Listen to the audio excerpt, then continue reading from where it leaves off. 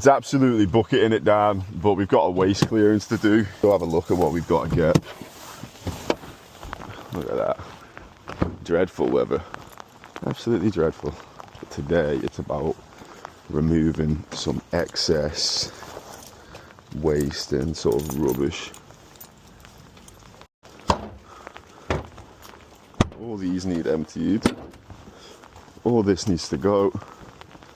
And then all these bits at the back need to go as well. Yeah, you can see quite a few bits to get in.